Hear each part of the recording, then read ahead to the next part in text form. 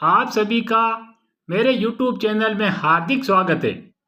मैं आपको एक छोटी सी कहानी सुनाऊंगा। कहानी का शीर्षक है घमंड और साधना। संत कबीर गांव के बाहर झोंपड़ी बनाकर अपने पुत्र कमाल के साथ रहते थे। संत कबीर जी का रोज का नियम था नदी में स्नान करके गांव के सभी मंदिरों में जल चढ़ाकर दोपहर बाद भजन में बैठते, शाम को देर से घर लौटते। वे अपने नित्य नियम से गांव में निकले थे। इधर पास के गांव के जमींदार का एक ही जवान लड़का था जो रात को अचानक मर गया। रात भर रोना धोना चला। आखिर में किसी ने सुझाया कि गांव के बाहर जो बाबा रहते हैं उनके पास ले चलो, शायद वे कुछ कर दे। सब तैयार हो गए। लाश को लेकर पहुंचे कुटिया पर। देखा बाबा तो है ही नहीं। अब क्या करें? तभी कमाल आ गए। उनसे पूछा कि बाबा कब तक आएंगे। कमाल ने बताया कि अब उनकी उम्र हो गई है। सब मंदिरों के दर्शन करके लौटते लौटते रात हो जाती है। आप काम बोलो, क्या है? लोगों ने लड़के के मरने की बात बता दी। कमाल ने सोचा कोई बीमारी होती तो ठीक था, पर यह तो मर गया। अब क्या करे? फिर भी सोचा लाओ कुछ करके देखते हैं, शायद बात बन जाए। कमाल ने कमंडल उठाया, लाश की 3 परिक्रमा की, फिर 3 बार गंगा जल का कमंडल से छींटी मारा और 3 बार राम नाम का उच्चारण किया। लड़का देखते ही देखते उठकर खड़ा हो गया। लोगों की खुशी की सीमा नहीं रही। इधर कबीर जी को किसी ने बताया कि आपके कुटिया की ओर गांव के जमींदार और सभी लोग गए हैं। कबीर जी झटकते कदमों से बढ़ने लगे। उन्हें रास्ते में लोग नाचते कूदते मिले। कबीर जी कुछ समझ नहीं पाए।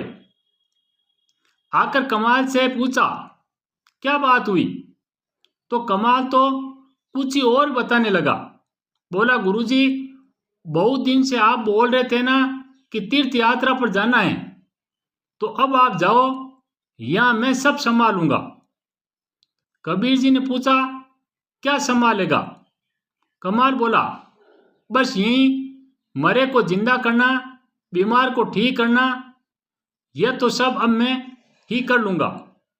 अब आप तो यात्रा पर जाओ जब तक आपकी इच्छा हो। कबीर ने मन ही मन सोचा चेले को सिद्धि तो प्राप्त हो गई, पर सिद्धि के साथ ही साथ इसे घमंड भी आ गया है। पहले तो इसका इलाज करना पड़ेगा, बाद में तीर्थ यात्रा होगी, क्योंकि साधक में घमंड आया तो साधना समाप्त हो जाती है।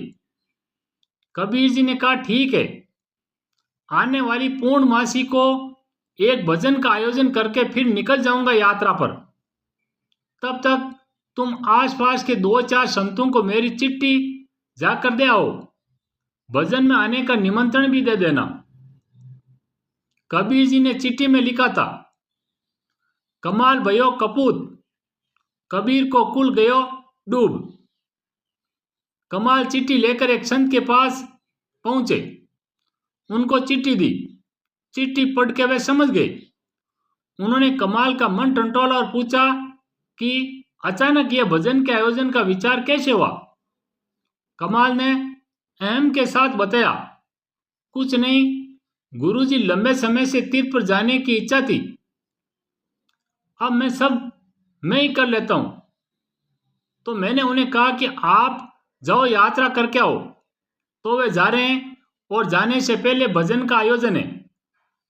संत दोए का अर्थ समझ गए। उन्होंने कमाल से पूछा तुम क्या क्या कर लेते हो? तो बोला वहीं मरे को जिंदा करना, बीमार को ठीक करना जैसे काम। संत जी ने कहा आज रुको और शाम को यहां भी थोड़ा चमत्कार दिखा दो। उन्होंने गांव में खबर करा दी। थोड़ी देर में 200-300 लोगों की लाइन लग गई, सब नाना प्रकार की बीमारी वाले। संत जी ने कमाल से कहा चलो इन सब की बीमारी को ठीक कर दो। कमाल तो देख के चौंक गया। अरे इतने सारे लोग हैं, इतने लोगों को कैसे ठीक करूं? ये मेरे बस का नहीं है।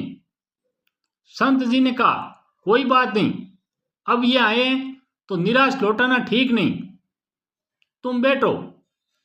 संत जी ने लोटे में जल लिया और राम नाम का एक बार उच्चारण करके छींट दिया। एक लाइन में खड़े सारे लोग ठीक हो गए। फिर दूसरी लाइन पर छींटा मारा तो वो भी ठीक। बस 2 बार जल के छींटे मारकर 2 बार राम नाम बोला तो सभी ठीक होके चले गए। संत जी ने कहा, अच्छी बात है कमाल, हम भजन में आएंगे। पास के गांव में एक सूरदास जी रहते हैं, उनको भी जाकर बुला लाओ, फिर सभी इकट्ठे होकर चलते हैं भजन में। कमाल चल दिया सूरदास जी को बुलाने। सारे रास्ते सोचता रहा कि यह कैसे हुआ कि एक बार राम कहते इतने सारे बीमार लोग ठीक हो गए। मैंने 3 बार प्रदक्षिणा की, 3 बार गंगा जल छिड़कर 3 बार राम नाम लिया, तब बात बनी। यही सोचते सोचते सूरदास जी की कुटिया पर पहुंच गया। जाके सब बात बताई कि क्यों आना हुआ। कमाल सुना ही रहा था कि इतने में सूरदास बोले, बेटा जल्दी से दौड़ के जा, टेकरी के पीछे नदी में कोई बहा जा रहा है, जल्दी से उसे बचा ले। कमाल दौड़ के गया, टेकरी पर से देखा नदी में एक लड़का बहा जा रहा था। कमाल नदी में कूद गया और लड़के को बाहर निकालकर अपनी पीठ पे लाद के कुटिया की तरफ चलने लगा। चलते चलते उसे विचार आया कि अरे सूरदास जी तो अंधे हैं, फिर उन्हें नदी और उसमें बहता हुआ लड़का कैसे दी गया? उसका दिमाग सुन्न हो गया था। लड़के को भूमि पर रखा तो देखा कि लड़का मर चुका था। सूरदास ने जल का छींटा मारा और बोला, रा। तब तक लड़का उठ के चल दिया। अब तो कमाल अचंभित कि अरे इन्हें तो पूरा राम भी नहीं बोला, खाली रा बोलते ही लड़का जिंदा हो गया। तब कमाल ने वह चिट्ठी खोल के खुद पढ़ी कि उसमें लिखा क्या है। जब उसने पढ़ा तो सब समझ में आ गया।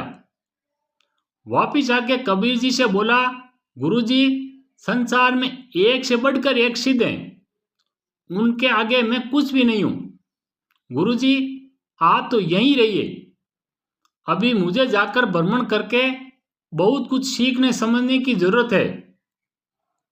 कथा का तात्पर्य है कि गुरु की कृपा से सिद्धियां मिलती है, उनका आशीर्वाद होता है तो साक्षात ईश्वर आपके साथ खड़े होते हैं। गुरु गुरु ही रहेंगे, वे शिष्य के मन के सारे भाव पढ़ लेते हैं और मार्गदर्शक बनकर उन्हें पतन से बचाते हैं।